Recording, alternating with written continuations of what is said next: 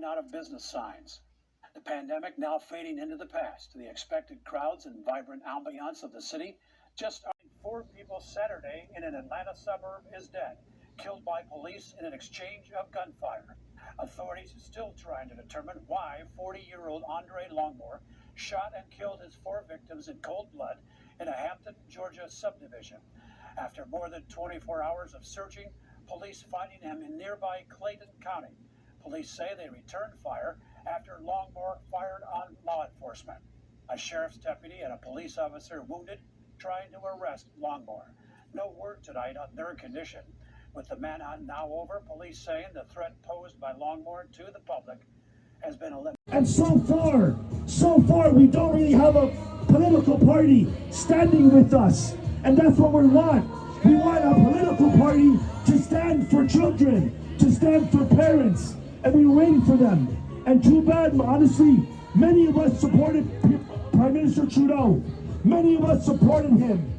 Many immigrant communities supported Trudeau. And now what's he saying? He's saying that Muslims are being brainwashed. We're not brainwashed.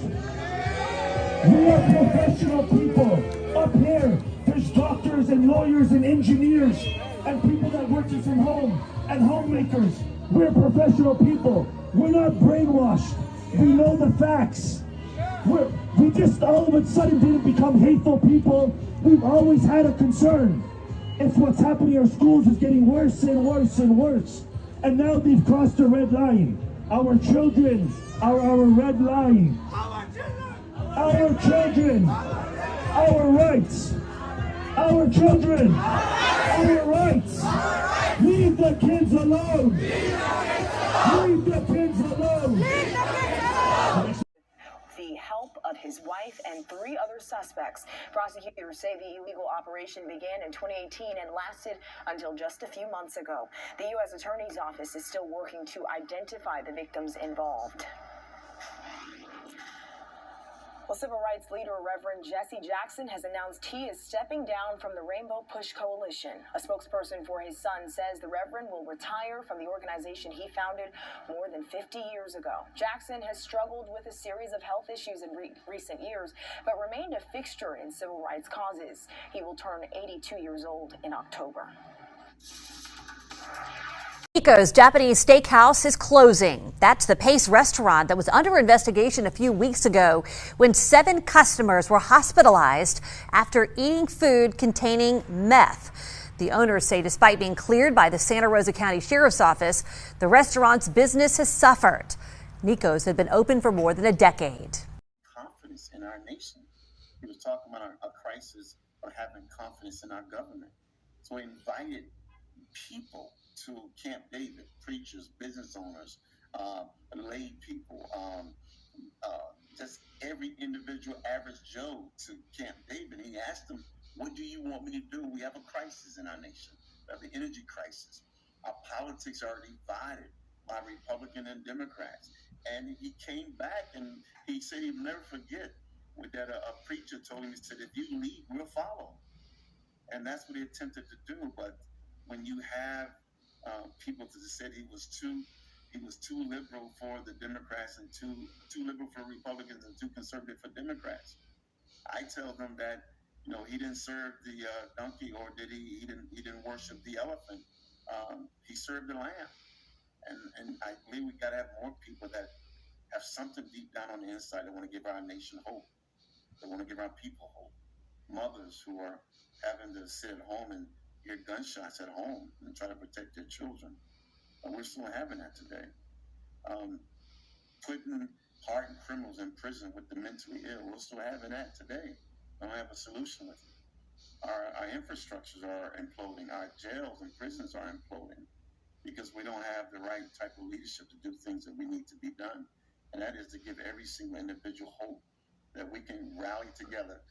I was sitting at home and I was watching the news channels, flipping through the news channels, and tears came to my eyes because as they were flipping through, showing all the celebrations all across the nation for July the 4th, I saw black, white, brown, and others all celebrating 4th of July, our nation.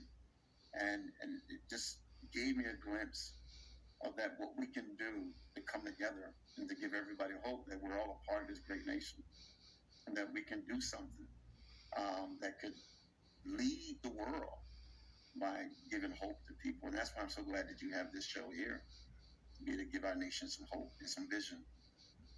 Well, Tony, thank you for that, and thank you for your bond of friendship and your service to the former president. Of course, his service to our nation and the world. As you look back over his legacy, what do you want Americans to take away from the legacy of President Jimmy Carter?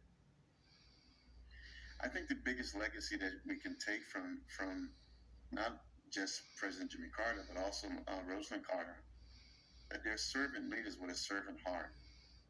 I can recall many times that it was cold during the wintertime, and then we had the food pantry where we were giving the people in Southwest Georgia who did not have enough food during the pandemic, that there they were, 95 and 93 out serving food and handing out food baskets to those who were having a hard time feeding their children.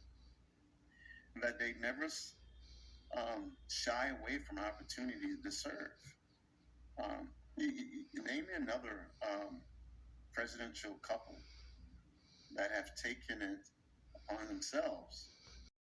It would have taken. That's not where it was Republican found. lawmakers on Capitol Hill say they are outraged. The agency is moving on without naming a suspect. It is deeply frustrating. This is one of the most secure locations in the world with some of the best law enforcement officers in the world, and they don't have any answers. The White House press secretary says the Biden family already left the White House when the cocaine was found nearly 2 days later.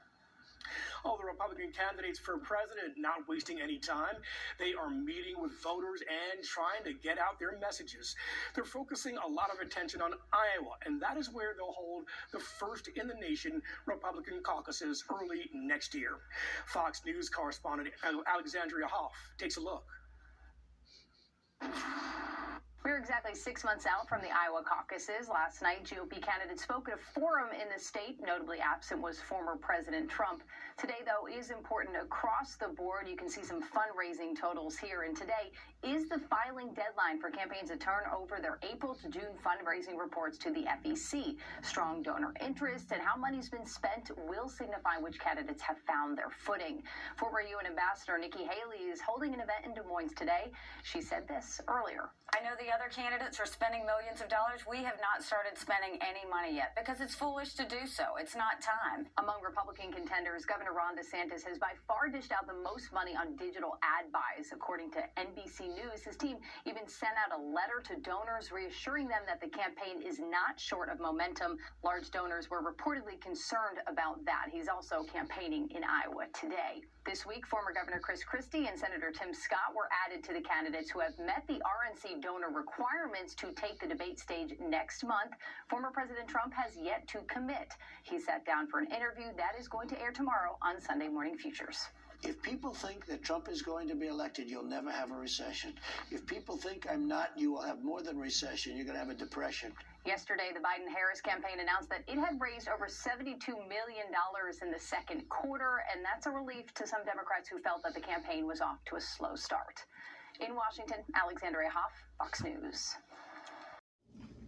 The Secret Service is the investigative arm for the Treasury Department.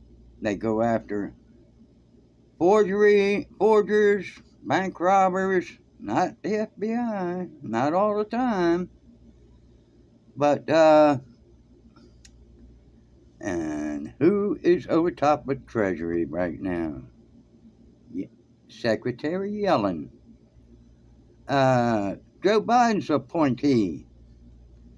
And the cocaine in the White House, the Secret Service. Figure it out. Such a pleasure to have you on American Thought Leaders. Thanks for having me. So Paula, just a few weeks ago, a lot fewer people knew who you were. And so you were interviewed for What is a Woman, by Matt Walsh. And recently you actually decided to come out and say who you were and make a statement. So chart this course to me. How did all this happen?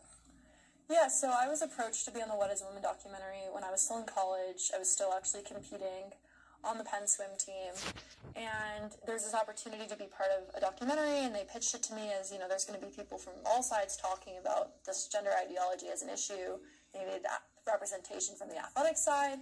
So obviously I did that. I thought about being revealed in it, but the documentary was originally supposed to come out when I was going to be still in college. So that definitely seemed a little bit scary to speak about my experience at Penn while I was still a student. So then I decided to go anonymous, and in the past year I've sat on it and wish I had kind of done the right thing. I think the biggest thing for me was just feeling like I wasn't courageous enough at the time to do it, and I really needed to get out there in this past year. So that's something that eventually came true in about May. We started doing these interviews, and now it's July, and here I am. Tell me a little bit about doing the right thing. You said you should have done the right thing. What would have been the right thing to do? The right thing would have been to speak about it when I was going through it and not hid behind a cloak of anonymity. I think it's very easy to talk about something when you don't have to worry about putting your face behind it and you don't have to worry about the consequences. So obviously I understand people who still do that. I was in that position a year ago, but the right thing would be to speak the truth and be comfortable putting your name behind the truth. Let's start a little bit earlier. Just how did you became, of course, a competitive swimmer. This is how you got into the documentary in the first place, but give me a sense of your kind of how you got and what your, your acumen in swimming is. Yeah, so I started competitively swimming when I was 8 years old. Our town had actually built a really nice new pool, and my parents thought it would be a good after-school activity for me. I didn't take it very seriously until I was in 6th grade when my brother went to college, and I really wanted to have my own thing. My brother is a very strong academic student, and I was not as strong in school. So I needed to have an outlet that was mine, and that's where swimming came in. And through 6th grade, through senior year of high school, it was 20 hours a week, morning practices starting at 5 in the morning, right after school. It's a huge time commitment, and obviously once I got to that level, I knew I needed to continue to do it in college, and I ended up at the University of Pennsylvania, where I continued to swim there. And when did you notice that something weird was happening? I guess is the question. Yeah, so in the fall of 2019, we were told that a member of the men's team was going to be transitioning to the women's team, but this wasn't going to happen until the next season, and then the next season was canceled because of COVID. So it was actually 2 seasons later that a member of the men's team was on the women's team and in the women's locker room. So it was at that point I realized it was actually happening. I think up until then I had hoped or thought maybe it wouldn't come true, or maybe somebody will change the rules and this won't actually happen. But in the fall of 2021, that's when I realized it was happening and there wasn't much I could do about it. So in 2019, when this came up as an idea, had there been any sort of, had anything been changing? Had there been any hints of some kind of new policy? Because obviously this is a pretty radical new policy, right? Yeah, I haven't heard anything about it. I actually, after we were told this, I looked up the rules, and I did see that the rules were a year of hormone replacement therapy, but I wasn't quite sure what that even entailed. So at this point, I was wondering who came up with these rules, where they came from, how long these rules had been possible, thinking, oh, any man could become a woman in any sports team. So it was at that point I started to see that the NCAA had these policies that were deeply flawed, that didn't take into account skeletal structure, muscle mass, lung capacity, heart size, and other factors that differentiate men and women. So you were seeing this even before you were competing with men. Yeah, I just looked it up when we were told this, because I thought to myself, how is this allowed? And I wanted to know what the policy was for allowing it, and that's when I started to dig deeper on what the NCAA actually allowed. And they did allow for men to become women only after a year of deciding that they wanted to switch. It seems a kind of an obvious thing that men would have biological advantage, right? Phenotypical advantage is another way to put it, over women. But somehow this became contentious at some point. Do you remember when? Yeah, I think when we started talking about what the policy was and how it wasn't fair, people started throwing out the word transphobic. That's when I started hearing that, and I never thought that pointing out that men and women are different was something that would, classify as hate speech. But that was something I found as I questioned more. It was more about questioning authority. It was saying, oh, maybe the NCAA is wrong, or the university is wrong, or the system is wrong. So when you start to raise those questions, that's when they start labeling you as a hater or a transphobe or, all those other insults that they like to throw. I definitely want to talk about that more. You mentioned something about the locker rooms. This is something that was been prominent in Riley Gaines' testimony in Congress and other places. So explain that whole situation to me. Yeah, so funny enough, at the beginning when this member of the men's team, formerly Will Thomas, announced the transition, we weren't sure if Will was actually going to be in the locker room with us. And so in that 1 year of hormone replacement therapy, Will at the time, was still competing for the men's team and changing in the men's locker room. But to kind of start getting Will more acquainted with the women's team, some people would invite Will into the women's locker room, but would give us a warning. Would say, hey guys, Will's coming in, is everyone decent? So at that point in time, in fall 2019, a warning was justified.